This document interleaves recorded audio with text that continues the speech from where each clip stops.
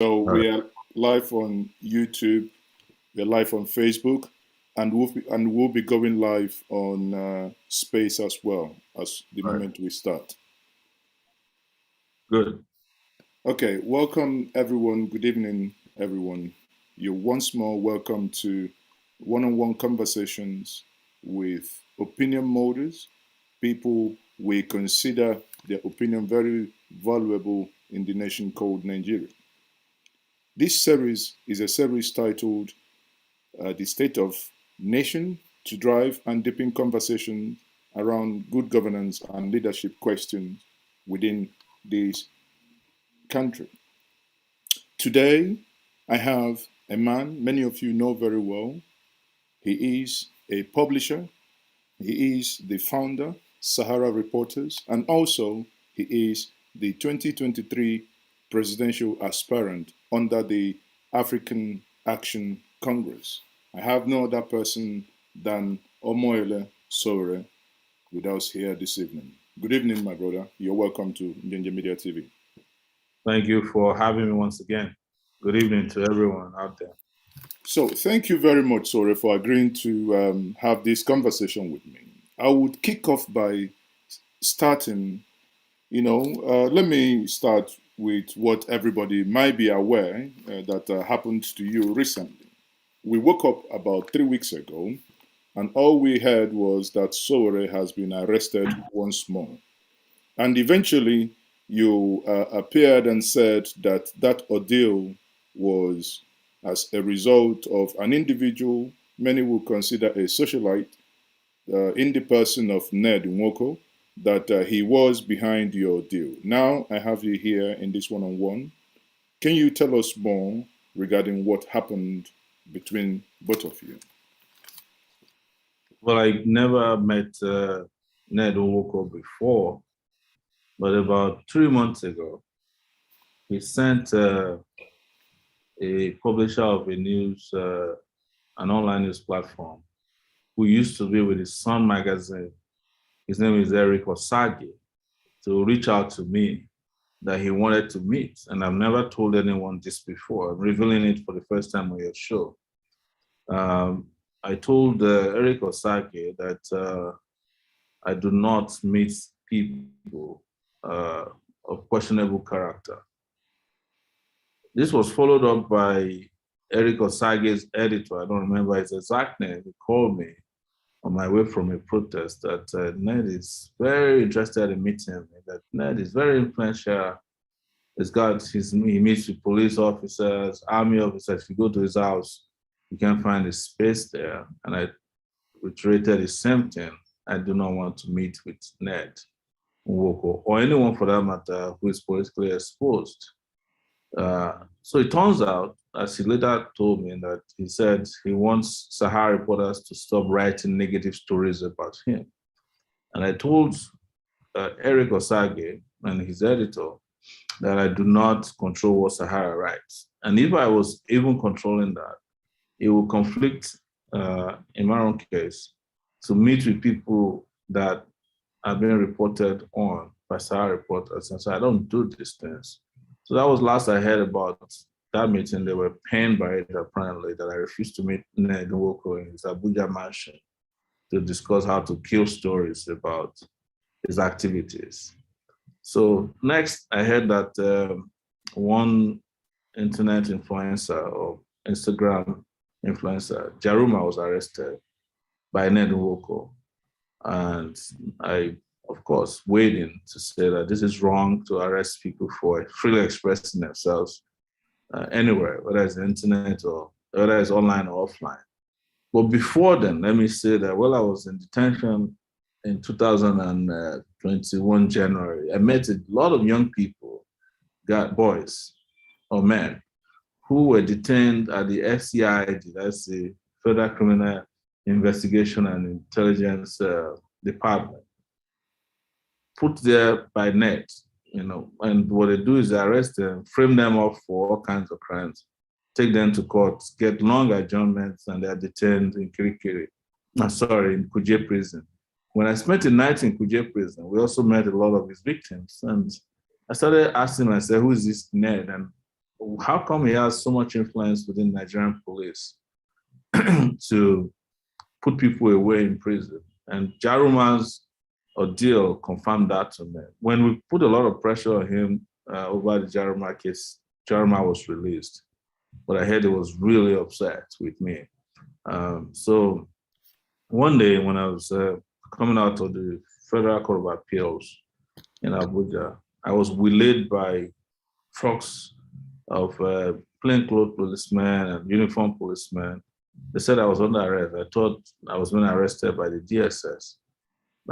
They forced themselves into my car, and when we followed them, I asked them what the issue was. They said I was being arrested over criminal defamation.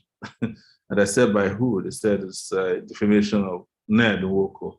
I laughed. We got to their office and they asked me to write a statement. I said, you don't write a statement in a police station where you haven't committed a crime. So I did not write a statement. They asked that I should find a surety to take me home that night. I said, I don't have a surety. But my lawyer, whose name was Abubakar Masha, did accepted, which I wasn't interested in, to give them his passport, some kind of identification to let me go home. Because they already taken me to their cell and I was ready for detention. They came, rushed to my cell, came back and said, oh, you are no longer under detention, you're going home. When I got down, the lawyer had I made arrangement for me to go home. So when we got home, we realized that it wasn't NET that was actually operating, it was Attorney General of the Federation, Abubakar Malami, who was using him to ensure that they had gotten wind of my plan to declare for presidency. And they wanted to scuttle it. This was on a Thursday. So our declaration was Tuesday. So when I was leaving, I gave the police officer, one Bimbo Fakayede, my telephone number. I said, should you need me, this is my telephone number. He wrote it down. And the next day, I called him because I already had his telephone number. I said, this is my telephone number in case you need me. He never called me. Next, I heard from them, they had arrested my lawyer. But at that point, I'd made my declaration for presidency, because also on the day I made declaration for presidency, which was a Tuesday, March 1st, I think, I was also supposed to be arraigned again afresh for my treasonable felony charge. So I went to court. Then from there, I went to declare. Never heard from them. While I was in court, my lawyers also completed the process for suing the police and Ned Nwoko for violating my fundamental rights. And we served them before we left court.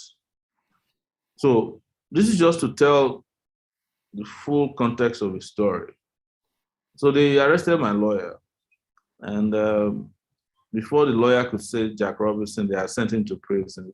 They had all these judges, and up a grade 1 upper area court somewhere in Kabusa, is some lungu, as we call it in Abuja here in Nigeria. Took him before him. The guy applied for bail. He refused him, sent him to prison in Kefi in another state. So, but apparently what they did, they didn't know that there would be pushback. When the pushback was serious, his hearing was for bail was supposed to be Tuesday. On Monday, without his presence, behind his back, they granted him bail. And when on Tuesday, I went there, he was released. But before Tuesday, I went to the police on Monday. I said, I heard you're looking for me. I gave you my number. What's the problem? You know, they descended on us, myself and those who accompanied me to the police station. You've probably seen the video. Beat them up, arrested them. They injured innocent civilians who came with me to the police station. Tuesday, I went back again. They released me after they said I should get somewhere to grant, sign bail papers for me. Brought another lawyer. He did. They asked me to bring a level 17 federal officer. I said I don't have, and I would never produce one. But I committed no crime. Anyways, it took only 30 minutes on Tuesday before I was let go. So, but on Monday, they slapped me with the so-called charges for. Now, on Monday, when they brought the charges by a police prosecutor, there was nothing in the charges that says defamation of character. Now they're citing me for cyber stalking. Who are you stalking then? They say I was cyber stalking Ndigbo. And one of the charges, there are 3 counts. One of the charges was what I said after I was released on Thursday. So they had no charges against me, technically, before my arrest. The only part of the charge or the charges were related to my pronouncements after I was released on Thursday night. So it meant that there were no allegations against me when I was arrested. But they had 2 other allegations that were related to Sahara reporters. So I was charged with Sahara reporters as one person, as an entity, and Sowore Omoyele. But the only part that related to me was my pronouncement after I was released on Thursday night. Technically, it meant that at the point I was arrested, there were no charges against me. There were no charges against you. There were just trumped up charges. And Ned is known to be in collusion with the very corrupt hierarchy of the police force. And I told them to their face, I said, this police is useless. Otherwise, there was no basis for this. First, you don't arrest a journalist for doing his work. Secondly, you don't vicariously hold an individual responsible for, reporting done by a journalism platform that is duly registered and is a separate entity. Sahara Reporters is registered in New York State as a separate entity. That's where we operate. That's where we pay taxes. In fact, they were aware of this to the point that they wrote letters already to Sahara Reporters complaining that they want a retraction. But while they were doing that, I think this idea came to them that we needed to stop Sowore's declaration for presidency. So let's use this as an excuse. I mean, listening to this, these would sound like silly and childish vendetta. But again, I mean, that's Nigeria. That's Nigeria for you. But let's come down to, the reason why I wanted to make this clarification before we move into the topic of this evening, which is more towards your political declaration, is because this is something of public interest. Yeah. And when something like this happens, there are stories all over. No one ever hears from the horse's mouth or from the individual in question. Hence, I throw this up. Now, to make more clarification, you are still restricted to only Abuja. That's correct. That's correct. Yes, there's a court order that restricted me to Abuja since 2019. So, are there plans to have this lifted? Where is without prejudice, without really going into the details of that may affect your case in the court?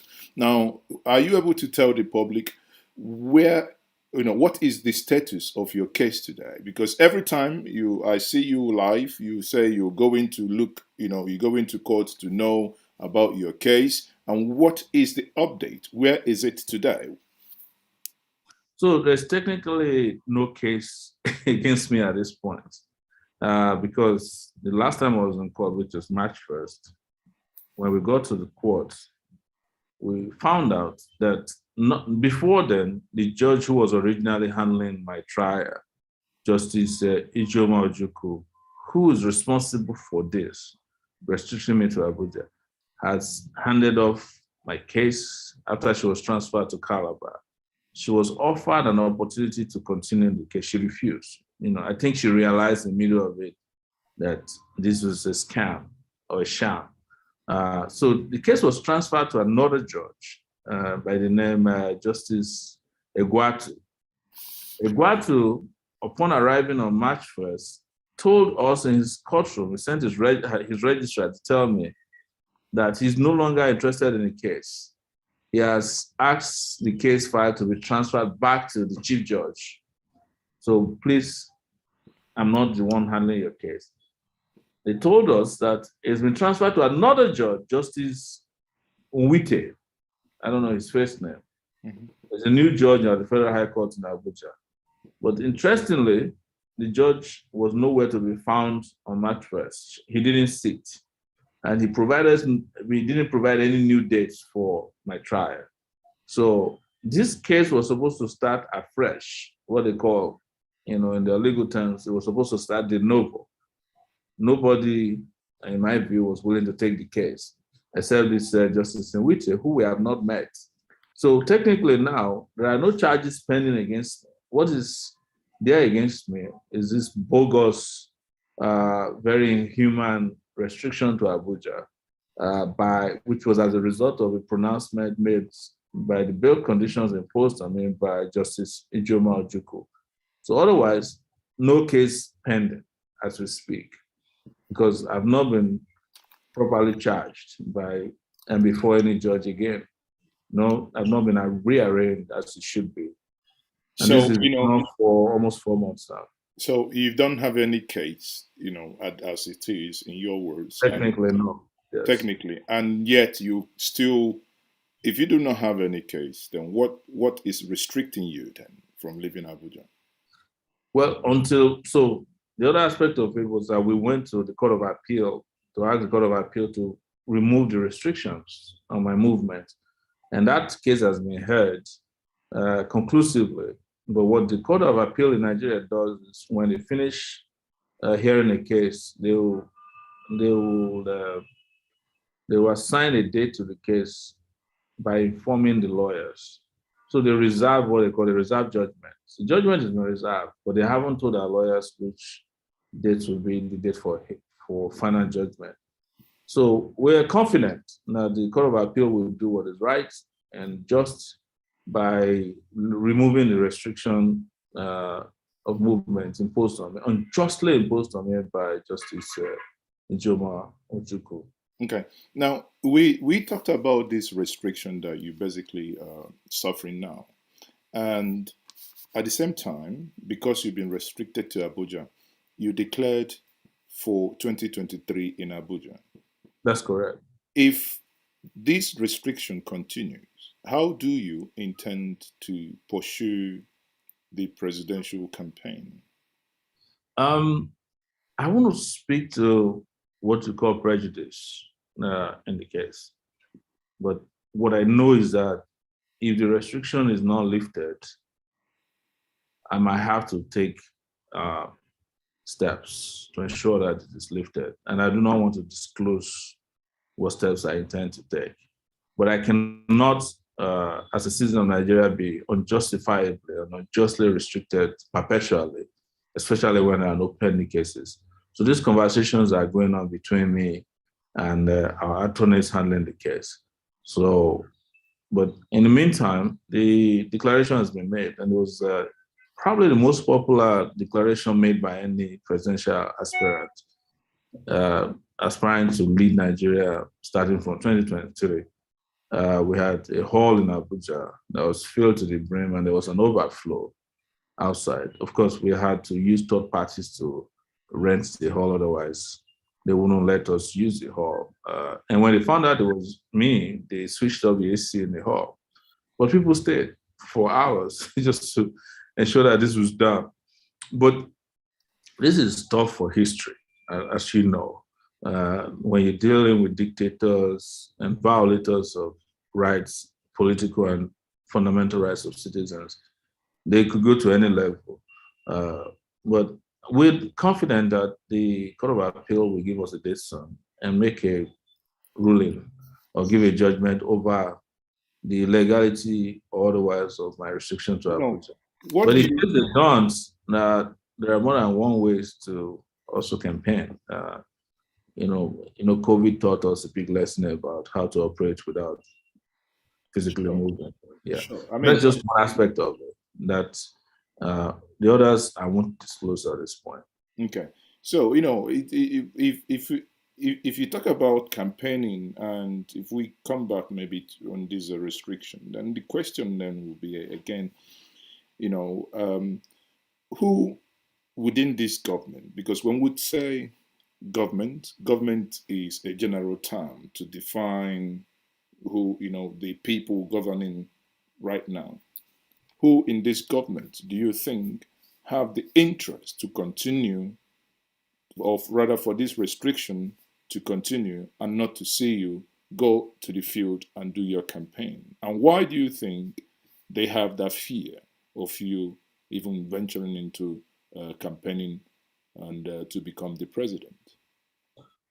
The fear started since 2018 when I declared for, when I ran in the 2018 election.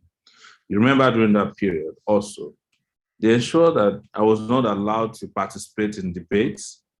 They put a lot of pressure on media houses to ensure that I was not interviewed and featured in a lot of shows uh, across the country. Radio stations were censored.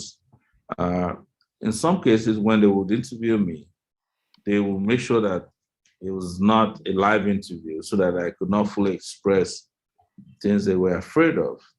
So, and my arrest in the end was connected with my performance during the 2018-2019 election season. Things I said. Some of them, you listen to them today, you're wondering if I was a prophet in 2018 and 2019. So there's always been that mortar fear that things I was saying, things I was doing would lead to level of consciousness that could make young people become completely radicalized to start challenging the status quo ante. So, and when I was arrested, they made reference to things I said during the campaign. And during my arrest also, they were worried that I would continue with my work. In fact, they did a press conference, and you can check this out on Google, where they said I was more dangerous behind bars than I was as a free man, that I was still coordinating the activities of revolutionary youth behind bars. So the motor fear has been there. Even when the judge said I was supposed to be released, the DSS had a press conference and said if we let him go, a vehicle might hit him on the street and kill him. Just as an excuse, one of these ridiculous excuses they gave. But they were right. This is part of their plans that they inadvertently leaked to the public. So, and since I was released, they've done all kinds of things, including shooting at me. They shot at me at a protest. They broke my nose. And you're aware that my younger brother was Yes. assassinated on the highway. Until today, nobody offered explanation as to how it happened. So they've done everything possible to show to people that they're afraid of me and afraid of the ideas that I espoused since 2018, 2019 as a political candidate. So, once more, sorry again, I must say publicly, sorry for the demise of your late brother. May his soul continue to rest in peace. And hopefully, may those who are behind his death be paid in due course. Now, I come back to you. Let's come back to the discussion. There is this conversation, which I think in 2018 you were part of, which is called the third force. Here again, in 2022, there is another conversation of a third force. Then I ask you, with the experience you had before, vis-a-vis what is about to happen and what is happening now, what is your genuine take on this concept called the third force? Mazi, I do not, I don't subscribe to the idea of a third force. So the third force presumes already that there is a stronger first and second force, and it's starting a race from a position of weakness.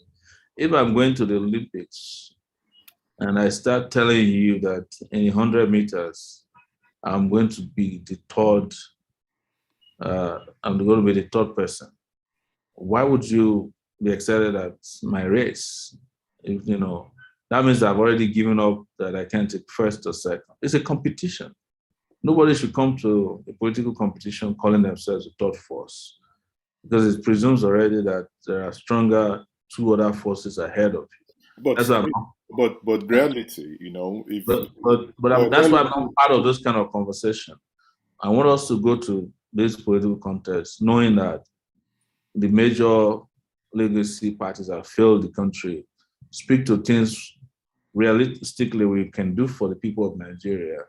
Campaign like we've never done before, with so much energy, gusto, and ideas, and defeat them, not to be hanging around under a canopy known as a third but force. I don't believe that. if you do not buy the idea of thought force, but you were involved in this conversation a couple of years back. When I went to the conversation in 2018, I didn't go there to talk about thought force. They said all the younger presidential candidates should come together and pull resources together, resources and energy and ideas behind one person. But that is it. That's what it is. No, It's coming together. I attended it. I attended the meeting once and discovered it was fraudulent. It was a farce, and I left that first time. So when they were signing memorandum of understanding, I wasn't part of that. Even though there were lies told after that, I was defeated and decided not to be part of it. No, I looked at them. I only attended one meeting out of courtesy. When I checked out the characters that were there, what they were up to, because I have an antenna that I call rubbish detector. When I looked at it and discovered this was just fallacy, I left. I never joined. I believe that genuinely, truthfully, young people can defeat this failed political establishment that is packaged as, legitimate structures. And that's where I stand, not to be running as an auxiliary to, politicians who can be defeated without much effort. So now I don't mind coalitions. I don't mind coming together with others. Yeah, but I'm not. I wasn't part of that beyond that one meeting. I wasn't part of that beyond. I think it's in the nomenclature here, because when you talk about coalition, what is it? You are in your party. Mr. B is in his party. You're coming together. You're knowing. I mean, this is a strategic fight. Well, there is someone who probably has deep pockets. Bearing in mind that Nigerians are still hungry, they have pauperized us. And when they flaunt this little cash, people probably go their way. In that case, that coalition of people coming together could be likened or could be Christian, the thought force. Isn't that the case? Well, maybe I have a problem with nomenclature, as you said. I just don't like the use of the word third first, because the word third means there's a second and there's a third. So now, just like I don't like the nomenclature third world countries. Yeah. I don't know who is the second anyway, but let's exactly. Because all we know is we have first and we have third. Anyway, let's come back to that. On that same plank, you do have within your party, after the last election, news has it that you've been expelled. News has it that the chairman was changed. All sorts and all manner of press statement was issued. Recently, there is something like that also in the news. And the question is, what is your fate within the party that you are in today? See, in 2018, we established a party known as the African Action Congress. We funded it ourselves.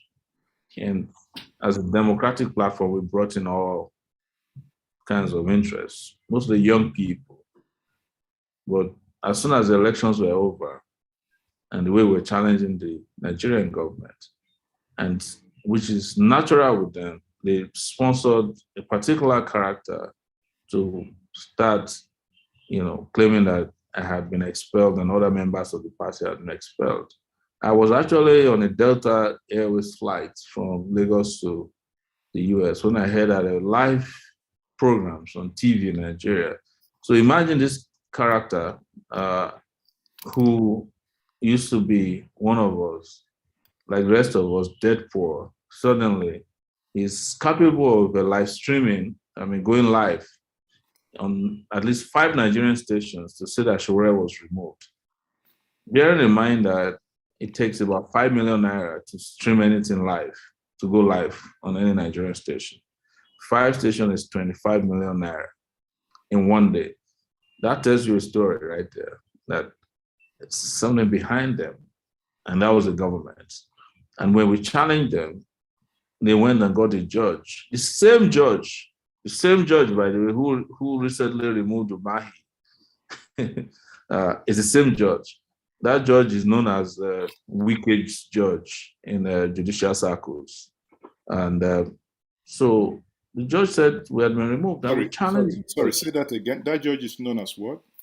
Weakest judge. They claim that he works for Governor I think it's called Justice Equal, is it?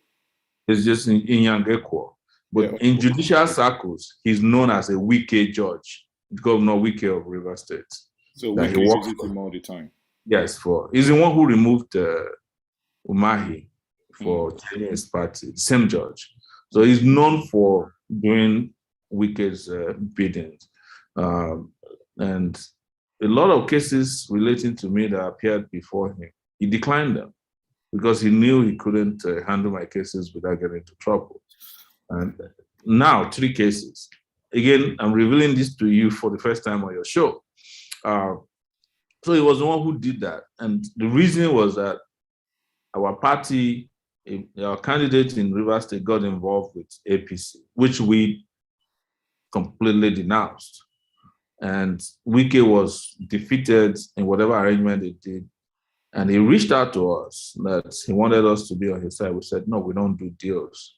So he went in and got this fellow, paid him 100 million naira, provided him this judge to remove us because we wouldn't do Wike's deal. That was how Wike continued as governor of Rivers State today, because he was able to. So he got this fellow to change the lawyer representing the ANC candidate in the tribunal to a lawyer that Wike provided at the tribunal, one Bello. This is how they do it in Nigeria. But when they were not satisfied with it, he was working for both parties.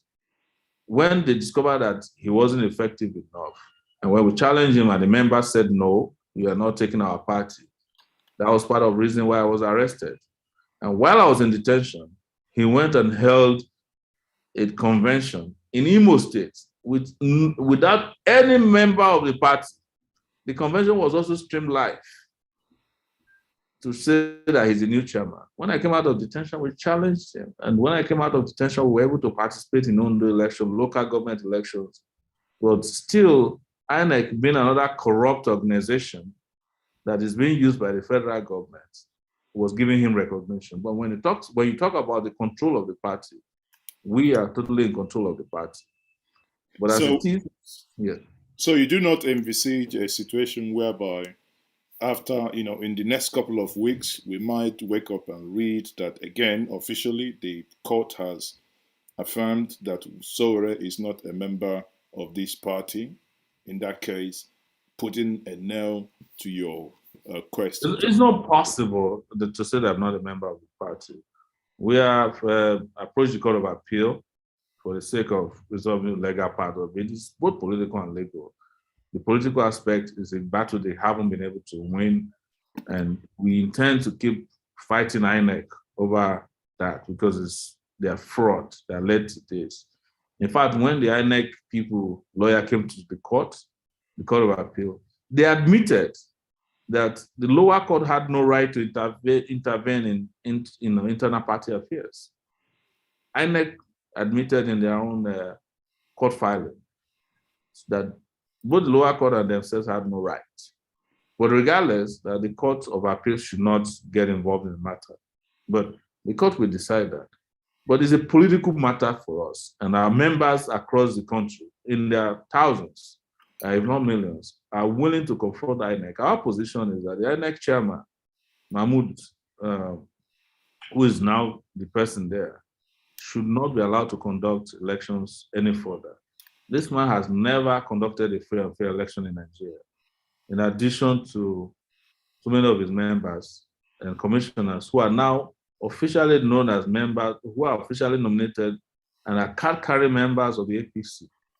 So You know, if you are accusing the INEC chairman, what happens to the last concluded Anambra State election, where many believe that that election, well, could be argued so far so good that that election was free and fair? what you should ask yourself in the Anambra election is what is the percentage of participation? Well, there was a very No. very high level of voter apathy, but again, that's So you don't call that the reason why well, Anambra. that's No, the wait, disconnect. just calm It has down. nothing to do with INEC. This is a disconnect It has between the something to do with people. INEC. Okay. INEC cannot tell you that Anambra election is free and fair because even they themselves could not provide materials in a lot of places where elections were supposed to hold. Even with the low level of voter apathy, serious level of voter apathy that happened in Anambra, INEC could not conclude the election once.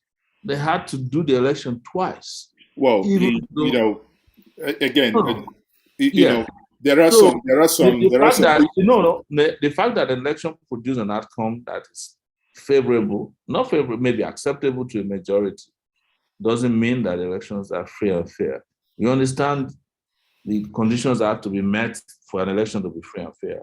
And the Anambra did not meet any of those conditions. But why INEC is basking in euphoria is that somehow they managed the election produced, maybe by default too, or by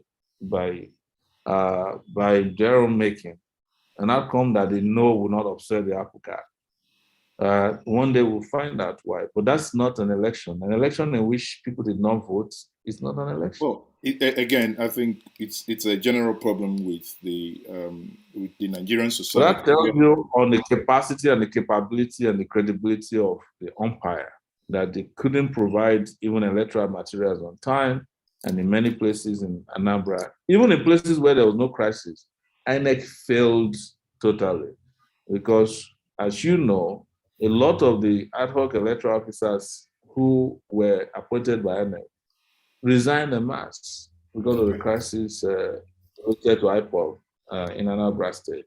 So we shouldn't use the outcome of the election to judge the credibility of the No, election. that's fine. Let's move on to the next point here. There are you must have heard about this. Obviously, as a journalist, you must have also you will definitely have opinion on this. There are people who believe that there is quote unquote those called owners of Nigeria. And there are also people who believe that you cannot win election in Nigeria against men of deep pockets. If I put these two together, what does that tell you about the Nigerian society? Do you believe that indeed there are those that could be considered owners of Nigeria? Do you need, Sowore, do you need their consent in order for you to win the next election? No, completely no. I have always been opposed to any form of ownership of political spaces, persons, and ideas to the point that you have to go back and worship anyone. Maybe I could be correctly referred to as an iconoclast. And I'll give you an example, which is what happened to me in 2018. In 2018, 2019, when I was running, I got a lot of people inviting me to meet former President Olusegun Obasanjo. I refused to go meet him. There were people who said, if you don't see Babangida, you can't even campaign in his state. I refused to go there to meet him because I said, you cannot rescue Nigeria by going to the same set of people who destroyed Nigeria. So I'm completely opposed to the concept and the idea that some people own Nigeria. They don't own Nigeria. It is Nigerians that allow themselves, some Nigerians that allow themselves to be owned. I cannot go back and believe that the Babangida that we pushed out of power in 1992, they owns Nigeria, owns me. I can't go back to believe that Obasanjo, who couldn't win a third term, regardless of how much money he had and the machinations and manipulation, owned Nigeria. These are completely concepts of subjugation that have been internalized by some people. The reason why people like us are running is to get rid of this concept, both mentally and physically, of the fact that some people own Nigeria. I don't believe that. And I don't want to believe that. I can't even accept that. I can't live with the idea that some people must endorse you before you can run and become relevant in your own country. So, but I'm not in any way discountenancing the fact that they exist. I just don't believe in them, and I do not belong to a group of or persons that genuflex on the altar of following God. So, would that then mean that everyone whom you met and consulted in the run-up of 2019 election, in 2018 and 2019, and that none of them could be classified a person of deep interest in the Nigerian project?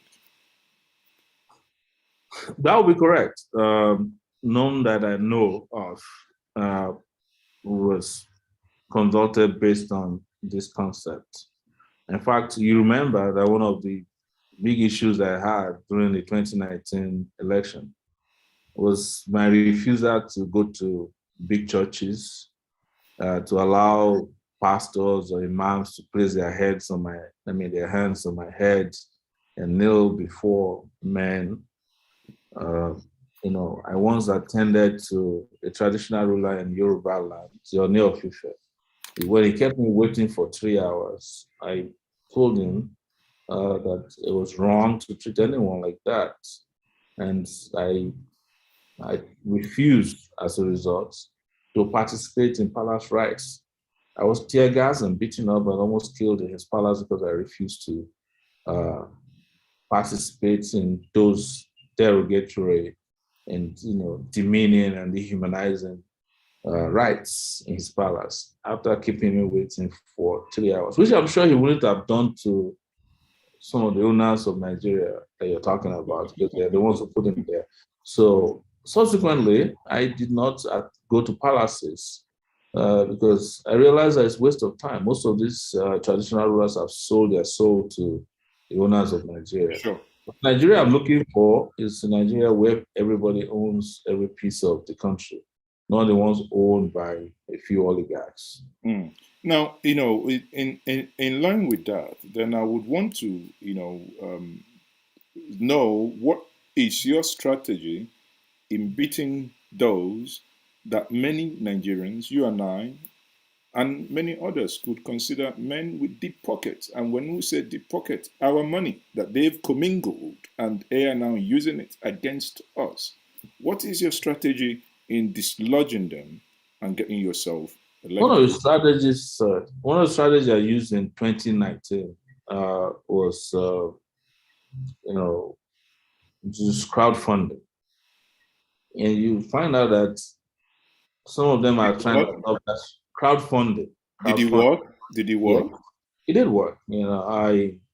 I didn't get the kind of money that I think we were looking for $2 million, but we reached almost $200,000 on GoFundMe alone, uh, somewhere close to that. And on other platforms, we raised up to close to 200 million naira, via crowdfunding alone. And I wasn't surprised when recently I heard Peter B was interested in contesting, and the first thing that was announced on his behalf was that they would crowdfund. You see, if you do that right, which is something innovative that we did in 2019, you can outrun this whole so-called deep pockets. Because the moment people donate to the process of recovering and taking back their country, you'll be surprised how much uh, involvement they have. The moment people donate, it's their own way of buying into the stakes of, That's taking back their country. And we will use that strategy again. that's But it's not, at the moment you have people on your side, less money you need to spend. It's just a matter of moving people to that level of consciousness where they feel like, this is our country and we don't have to sell it or, be, commodities in the hands or pockets of the so-called big pockets and godfathers. This idea is to defeat them and to ensure that we confine them or consign them to the dustbin of history forever. That's a very, that's a very good point you made there. But it will raise another question, which is, you know, are Nigerians really, in your view, really ready to be free and do the needful for themselves? Because at the end of the day, you see in the day of election, people will be taking, now we see them in the Lagos axis where people are, given petrol in jerry cans, and some are printing their faces and rice. Some even go too far as going to London to do their adverts. And, in these ways of campaigning, question is, in line with what you said, are Nigerians really tired of this old system and wanting to liberate themselves? Do you have that impression that Nigerians are really tired and they want to do something? Because if they were, in 2018, 2019, you were in the ballot. And you can see where, in the scheme of things, where you people eventually landed. So first, let me address the issue of 2018-2019 election. There was no election in 2018, 2019. I mean, 2019. It was a selection process. INEC, which I've talked about a bit, just allocated votes to suit the agenda of the ruling parties or the major parties at that time, right? Just take that to the bank. The second aspect of it is whether Nigerians are ready to be liberated. They are. But even those who are willing to be liberated need liberators. They need people they can trust. Over the years, because of the way politicians have packaged themselves and scammed the Nigerian people, the expectations had waned. And you can see that in the number of people who engage in the electoral process these days. Less and less people are voting because they've lost faith in the electoral process. But what I've seen in the last 3 years, since 2019, is that the level of consciousness has heightened again. And part of how to judge this was the NSAS, protest or uprising, as I like to call it. That many young people coming out at the same time to confront a behemoth that they've perpetually been afraid of is a sign that something has shifted. If what we're doing is to translate that into political, progress for the country at this point. But liberation, yes. Will I admit that there's need for more work because you're up against people who understand that Nigerians want liberation and they want to keep painting the impression that they don't. And the reason that is somehow acceptable is because over the years, they have pauperized Nigeria. I mean, imagine a political class that brought Nigeria from prosperity in the 70s and 80s. And some 40 years later, they've turned the country that is the sixth largest producer of oil into the poverty capital of the world. So they've done a fantastic job just destroying the integrity and the dignity of Nigerian people to the point that, hey, the people have been beaten to stupor that, you just find people have almost given up on becoming free. Okay. And a good number of them have also fallen in love with their oppressors. Well, that appears to be a reality. That yes. We've come to a stage where people love the oppressors. Now, but let me ask you this question. Assuming this is 2023, can you tell Nigerians why they will vote Omoyele Sowore? If I start talking about why they should vote me, we'll be here to next day. Narrow it down in 1 minute, then we'll move into your program. Let me just say this, is that if you live in a country where you have a person, because I can't call myself a young person anymore, who has lived through 32 years of continuous, consistent struggle for good governance, who has never bowed to any of the Babels uh, in your country, who has never, been part of any fraud, never been part of any collusion, never been part of any subjugation, never been part of any crime against the people of your country, who has consistently said this is what is good for the country, starting from his university days to his adult days. I think if I wasn't sure, I would trust that person any day better than all these criminals, and I'm not afraid to call them criminals, who have been engaged in murder, genocide, massive corruption, stealing of public resources, who have done every economic, financial, physical crime against your country. Who are lacking in intelligence, exposure, who are lacking in physical and mental abilities to govern any space, as they've demonstrated by their own records. Uh, it is like choosing between darkness and light, and I would always go with light. Okay. Now, what is your program that you intend to do if elected the president of Nigeria? Would you be able to do that in 2 minutes to tell Nigerians the key programs that you would pursue if elected president? They will start in this order of priority. And my first priority will be to restore security to the country. And when you're talking about security, I'm not talking about physical security alone. It has to be economic uh, security first. That is to bring economic security, social security by way of social justice, fair and just distribution of resources back to the people of Nigeria. The second most important for me will be restoring electricity. I mean, it would be unfair to even say that restoring, because we never had it, that is power, energy, such that you unleash, economic prosperity on this country. And it will be such a priority that if I don't do it within my first 2 years in office, that I can, light up half of this country, I would resign. And I mean it. So others will follow in the order of infrastructure. Uh, I would work within my first 2 years as president of Nigeria to create a brand new constitution for Nigeria.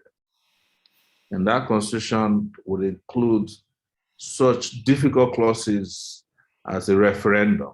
In case there's any part of the country that feels that they don't want to have anything to do with this space, they'll be able to invoke that clause. And if majority of them vote, they can leave. And several other constitutional provisions, which includes reducing cost of governance. And one of the ways I'll do it is first and foremost to go after the legislative system in the country. We don't need a bicameral legislation in Nigeria, because right now, just those 500 men in the legislative assembly in the country are taking 25% of our budget away from education, infrastructure, health, and those good things that we should have. And they do nothing. They're just a burden, on the budget of the country. So other things we follow: education, health,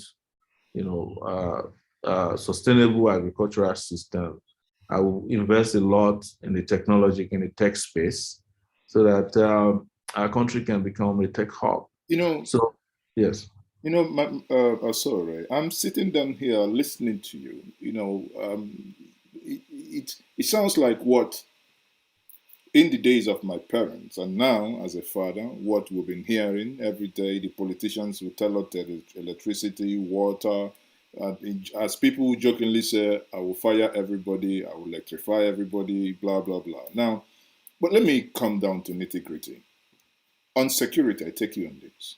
Yes. Assuming you are the president, assuming you elected the president, what will Yes. be your approach to the agitation within the Southwest led by Sunday Igboho and the agitation a friend you've met, that is Mazen Nnamdi Kanu as well. What will be your impression and what will be your strategy in dealing with these men if you are today the president? What is it that you will do that this current government is not doing? The current government doesn't understand nationhood. They don't understand that when people are tired of a nation, they can rise, and the best way to handle them is not to clamp them into jail. You invite them to a roundtable conversation. And my own roundtable conversation is not going to be a perpetual roundtable conversation that seeks to bribe these men into submission, because even if you bribe them, some other persons will emerge from those agitations because they are legitimate and real self-determination agitations. But I will invite them first and foremost. But while that invitation is on, as I mentioned earlier, we will start a process of creating a constitution that can address those agitations fundamentally so that they are codified in the constitution of Nigeria, what the Igbos want, what the Yorubas want, what the Niger Delta region want. These young persons are not the first persons to agitate, for self-determination. It started as far back as the Isaac Dakaboros of the Niger Delta region. So they're not new, but you don't shut them up by clamping them into prison. That's why I go to court all the time to remind the people of Nigeria that Nnamdi Kanu hasn't done anything wrong by asking for freedom for his people. It is Nigeria that has done wrong to the Igbos. And as I mentioned, I don't think it's fair or right to classify me as just every other politician. No.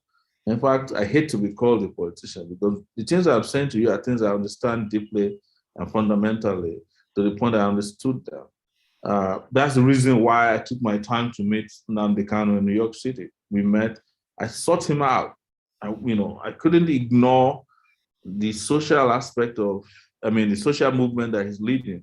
And I asked him, instead of asking for Nigeria to break up, why don't we all pull our resources together and push away the people who are making you feel aggrieved? And he said, we've passed that stage. Well, I don't think we passed that stage. It's the same thing. I reached out to Sunday Igboho. When his people were arrested in this Abuja, I go to court on their behalf so that I could understand what they're fighting for better than I already knew. And I discovered they all have legitimate complaints about the way the Nigerian nation or Nigerian country is run. Nigeria is not a nation.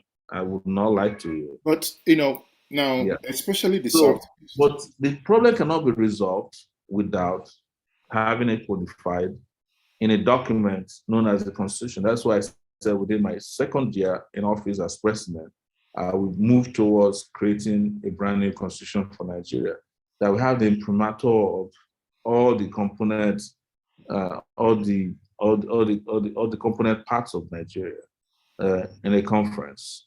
That is a priority that can solve the agitation. I'm not going to go the route of Nigerian leaders who call them to a conference, find them money, and say, please, please, please, Okay, let me now finish my. I do understand where you're coming from, but if we stay on the security a little bit, in the southeast, for instance, the agitation probably has gotten to a point of you see some semblance of guerrilla engagement, and insecurity is at its peak as we speak. Every Monday people do not go to people are not allowed to Go come to out. work. Yeah. People don't go to work. Even legitimate governments are now beginning to obey that Mondays. A friend of mine who, Even security agents don't go out on of Monday. course, no Yeah. one comes out. A friend of mine who works with a federal institution in the state, and I was speaking to him 2 days ago, and he told me that he is now also endangered driving the federal government official car. What used to be Yeah. a thing of prestige now becomes something of endangerment. Now the question is, what exactly, apart from the normal engagement and this level of insecurity that we know now in the northeast, in the northwest, that the president himself has said this, they are the same people, they speak the same language, yet they are committing this level of atrocities amongst and to themselves. Bearing all these things in mind, what are the concrete steps you could take to see that it stops? And maybe are there any time frame that you could do such? I think nobody can give an exact time frame to solve a security problem that has lasted more than 10 years in any country. But here is what people who are dedicated can do. What I've seen about Nigeria is that Nigerian state doesn't have a commander in chief, and it hasn't had for a long time now, particularly in the last 7 years under the Buhari regime. Uh, you see, the lazy way to just to address this would be to say, "Oh, I'm going to buy more weapons," and they'll just go kill all these terrorists and bandits and kidnappers. It doesn't work like that. It has to be multifaceted way of engaging the problems. And one of it, I keep saying, is to have economic security. If people don't have jobs in this country, they can eat, they can feed themselves. You cannot tell them what else to do with their lives. Most likely, crime will be more attractive than anything else. So it's to solve the economic problem first and foremost, and to understand how and why each of the major problems are coming out. In the terrorism aspect of it, it requires multinational efforts. And Nigeria is not strong in that arena too. And you imagine that the Chadian government is stronger in fighting against Boko Haram than Nigeria because Nigeria practically has no leadership. And the international community, who we should be collaborating with, don't trust Nigerian government because they have said it perpetually that our soldiers, especially senior officers, have turned Boko Haram into business. That's where the word that would fire generals came from. That any general who's been involved in fighting the war against terrorism, we have no space in my government. They have to go, they have to retire. And we find fresher, newer hands who can motivate, who have the ability to conduct these wars or this fight against terrorism at the multinational level and at the local level. Also with banditry, banditry is internal security. We look at our police today, we have the highest number of security personnel in the police. But these are things beyond the immediate policing. Again, I refer you to the it's not immediate. It's not beyond immediate policing. I Whoa. I get arrested. Okay, hold on. I get arrested. You are probably not on it. I get arrested frequently, and I know what policemen are doing in Nigeria. They are not doing policing work. Police is just. No, let me tell you where I'm coming from. Let me tell you where I'm coming from. Now, I'll go back to the words of Mr. President, where he says that the people, and he said the Fulanese, for instance, that they are one people in one region, one language, yet they are committing these crimes against themselves. Now, if you want to divide the crimes, there are ones that will say, oh, okay, someone took our cow over time, no justice, then we are now moved on in taking another person's cow, in turn, calling it cow rustling, to the point where we've now gone into kidnapping. You are from the southern part of Nigeria. Do you, and how do you build that confidence?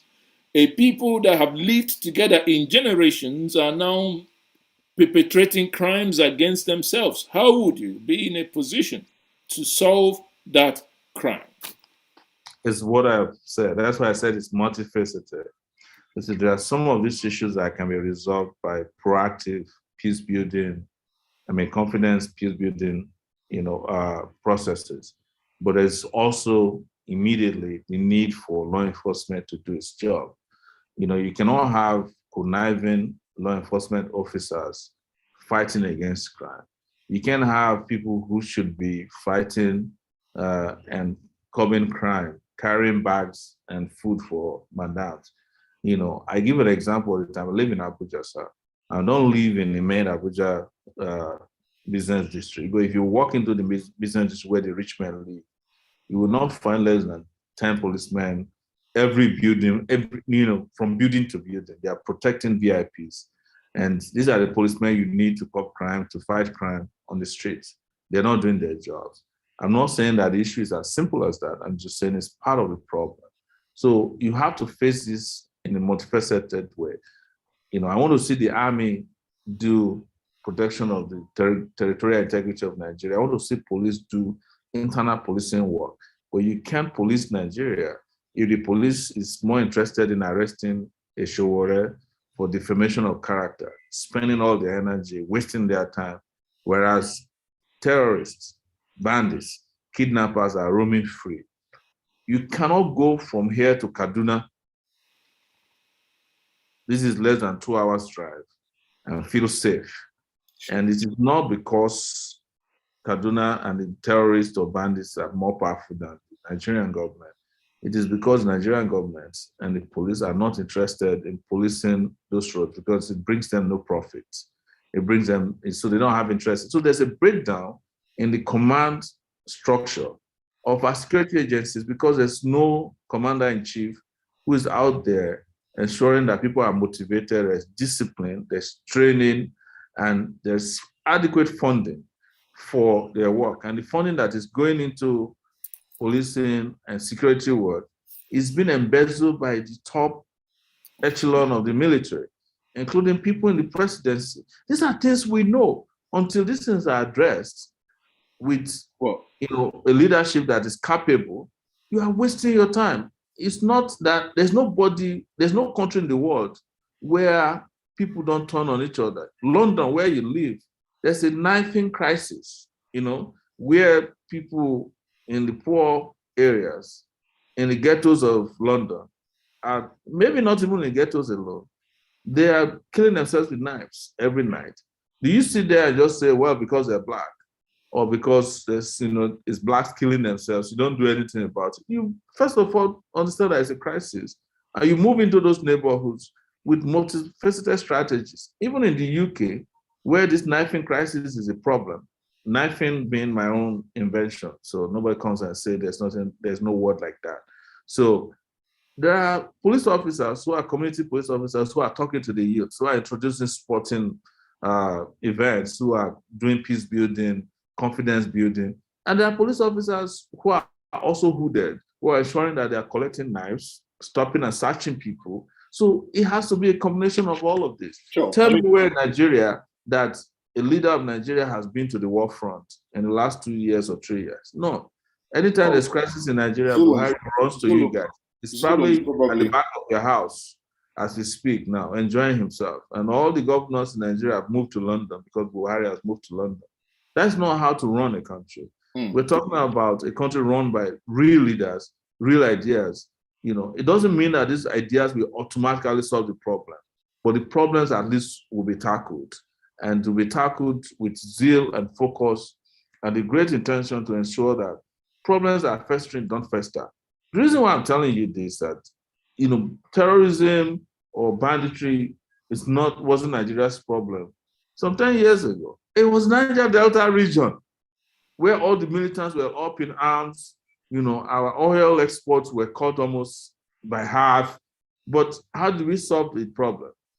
It was multifaceted. There was dialogue, and of course, where it was necessary, there was stick and carrots. Okay. Yes, but I do. Not my own ideal model for solving problems. Yeah, but okay. I will come back very soon. I do appreciate that. But if we come back, when you mentioned the key cardinal things you do, you said security, electricity, constitution, cost of governance, and the rest. Now, if we come to constitution, I will piggyback on this question before we round up. Now, obviously, the president belongs to the executive arm of government. Yes. The constitution and lawmaking belongs to the legislature. Therefore, if there is a separation of powers between the executive and the legislature, how then do you intend to get a new constitution if you are not part of the legislature?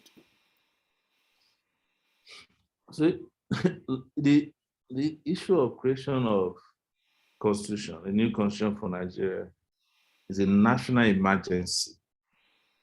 The legislative arm you are talking about have been amending the 1999 constitution since 1999. That's amendment, not giving Yes, us a brand they new were trying to constitution. amend it. This one is beyond the calling of the legislative national assembly, because this is the constitution of any country is a lifeline of the country. What am I saying? There are two presidents with national assemblies that have tried to create brand new constitutions. I think actually three now. No, two. I think Obasanjo brought together a body of men and women at the national conference to create a new constitution. They actually did come up with something, but his interest at that time was a third term, and that was what killed that assembly. So the president of a country has that power to bring about an assembly of men and women to change what will fundamentally help the governance of the country. Jonathan also did it, and he had a national assembly too. So these things are not new. Well, exactly, but that therein lies different. What has been different? What has been different is the intention. Jonathan also wanted to use his own to extend his tenure by to 7 years instead of to 4 years. That he had already spent 5 years at that time, and that's why it collapsed. No, where the difference here is that the moment this constitution that we want is created, and it has a force and interest of the public in it, the Nigerian people. The National Assembly don't own the Nigerian people. The Nigerian people own the National Assembly. But again, you see, therein lies the problem. 500 people in the National Assembly cannot hold 200 million people to ransom. I know. Therein lies the problem. Yes. When you take oath by and with the Constitution, you are swearing to protect this Constitution. Therefore, the Constitution as it is today has no provision for you to boycott and go directly to the people. Therefore, if you do that, you're violating the same Constitution that you said you're going to protect. Isn't that why we have the quagmire? No, there's no quagmire. I will use the example of South Africa to clarify this to you. When Mandela came to power, South Africa had an interim constitution, and he was actually not sworn in based on that interim constitution. He was sworn in by the federating constitution, the South African constitution of the old. But they decided that they were going to change that constitution, and that constitution was eventually changed. We haven't done anything wrong by jettisoning. My position has been public and well known that I don't even believe in the 1999 constitution. Well, let's assume that upon being sworn in, and sworn in under any document, I am not obliged to still a slave to a document that does not work for the interest of the Nigerian people. As the president of the country, I have a right to push for a fundamental change in a constitution that is not running the country the way it should be run. And that's exactly what I'm going to do. This is what visionaries do. They don't get held up by tunnel visions. They make their intentions known, and that is why these campaigns are necessary. Sowore is not lying to you that he's going to stick by the 1999 constitution, even as a candidate. So why will I get there? If you vote for me, you are voting for my promise to change the constitution, never hidden it. There is another school of thought. If you don't vote for me because I want to change the constitution, well, you're voting for those who don't want to change the constitution. But if I'm voted into office today, one of the reasons why majority of people will be voting for me is because I have said it publicly that I'm going there to change a lot of things, including Nigerian constitution, which is a fraudulent document imposed on the Nigerian people by the military. Okay, let me take this question from stream of people watching online.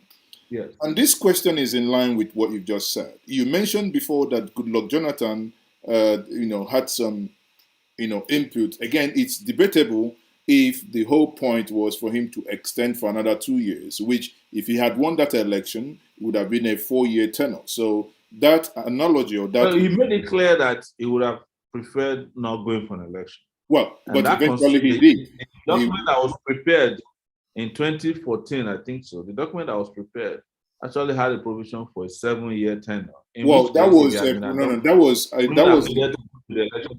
I think he that was knew in advance that he would no, probably that lose the election. was a proposition when Emeka Anyoko and I believe Professor Ben Nwabeze then, when they advised for a single tenor that would not start with him, and eventually I think a lot of things were misconstrued. But the question to you now is, if he had done that with intention of the 2014 Confab report, giving that to Nigerians, many Nigerians watching us, especially on YouTube now, are asking, why did you then campaign against him, bearing in mind that he was coming also with these remedy or mixture that will help in curing the malady of Nigerian system?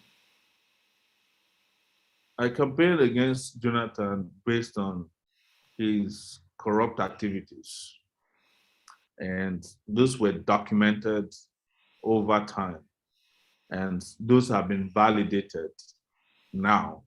Um, and you could also have accused me of campaigning for him when he was being shortchanged by the Yaradua cabal, led by his wife, when Yaradua was brain dead in Saudi Arabia.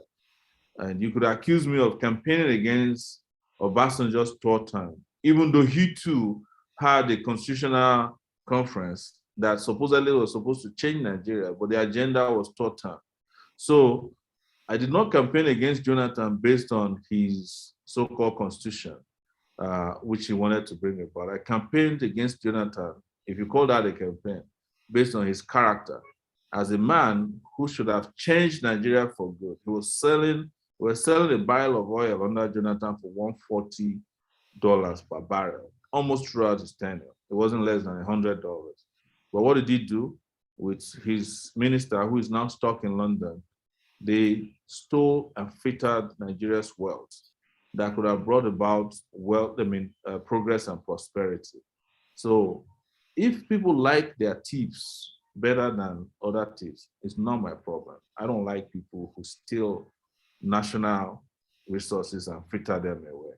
And the fact that he had a constitution that he was trying to build, which I have faulted by way of what I understood his intention was, I don't have any regrets, and I've said this publicly everywhere, that I was not part of people who fancied his ways of stealing and those of his colleagues who were members of his cabinet, friends, and his cronies. Okay, so again, lastly here on these four cardinal points, let me anchor my last question maybe before I go to the audience before we round up on electricity. Once upon in time, when we were with the Nigerian Television Authority, there is what we call the Tales by Moonlight. We normally start the story by story, and people will shout and echo back story. Once upon a time in Nigeria, story has it that $16 billion was spent to give us darkness. Again, someone won this election 7 years ago. We were promised to have an improved electricity generation. 7 years down the line, when the previous government handed over, we had about 4,300 or thereabouts megawatts output. Today, we are hovering around 3,000 plus. Rather than improve, we are decreasing every day. And here you are saying that you are going to improve electricity if given the chance to govern Nigeria. Question then to you, Sowore. How would you do the magic that have gulfed 16 billion and given us darkness? And how would you do the magic with which a general, quote unquote, promised to also do and has failed woefully in doing so, what would then be your magic wand? If this hadn't been done anywhere else in the world, I would have had no answer to your question. But I'll take you to Egypt, where within less than 4 years, as of 2019, 2020, Egypt was able to generate some 17,000 megawatts of electricity, between 17,000 and 24,000 megawatts of electricity. And this was able to power over 40 million homes, 4 years. And what did they do differently? They sought and got technical assistance from Germany, precisely, I think, through Siemens. And Siemens came to Egypt. I cannot speak for the corruption or no corruption part of it. I'm not an Egyptian.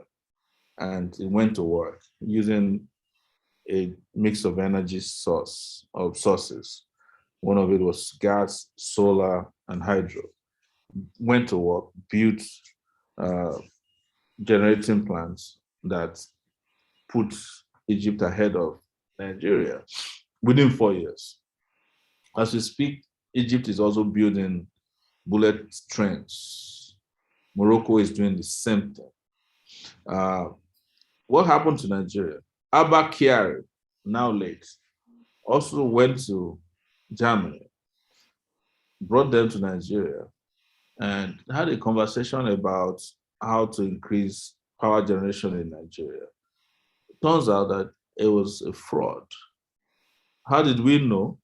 Our sister, writer, Chimamanda Adichie, asked the German chancellor, right? And said, please, whatever happened to our own power generation plan with Germany? The woman looked at her and said, oh, I'm not aware. Please let me check and get back to you. Has she got back to us now? Not that I know of. I will try and reach out to Adichie, but I doubt that she got back to us because there was never a plan. They just wanted to use it to move money out of Nigeria as usual. In fact, it was his last meeting with Siemens that was where supposedly he caught COVID and died. And that's how many years ago? 3 years ago. If we had gone to work 3 years ago, I'm sure something would have been popping by now. So that's the difference between corrupt leaders and serious leaders. And I'm not a fan of the Egyptian government, but this is an example of people who wanted to have results. They went to work and now they have results. And this is verifiable, by the way, online.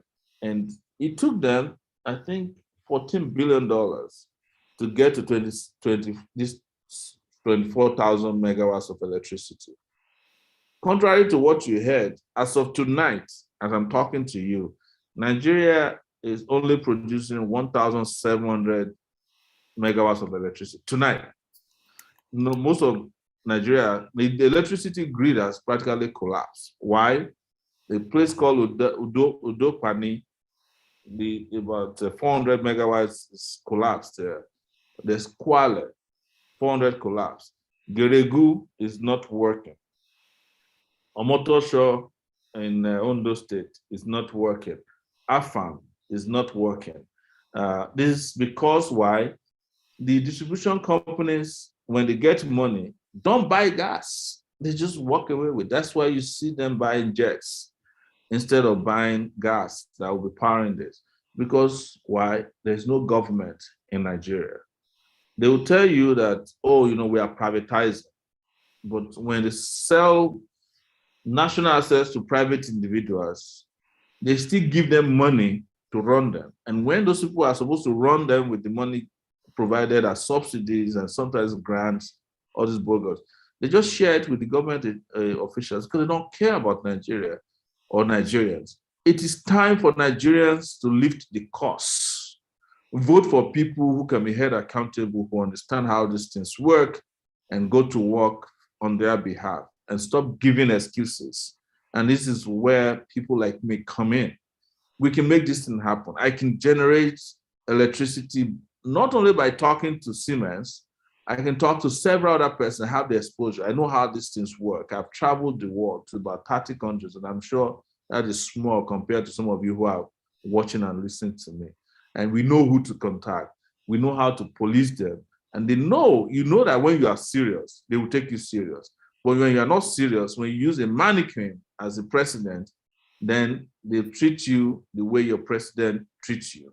So that's the truth. And I've just given you a background story of the story of our own Siemens experience compared to that of Egypt, and why possibly Egypt is observing electricity tonight and Nigeria on the other side is in darkness, my brother. That is why they buy us darkness with huge amount of dollars, why other countries that are serious buy lights with little amount of money. Well, thank you very much, Omoyele. Sowore. It's a very fine place to anchor our conversation this evening. It is, and it has been a very interesting conversation in the last hour and a half, you know. Again, I will thank you very much for being my guest. But before I let you go, I will want you to have the final words. But in having your final words, as it is customary to this program, we move to the street. And in moving to the street, can you tell Nigerians why they will vote you in pidgin English? That means now you don't reach make where would they enter street. You know, say when would they where we enter street, would they remove cloth, but we know the tiara. Now tell Nigerians why they go, bring you, say now you be the Ogbenge man where we say if you come, everybody go tear eye, everything goes shell.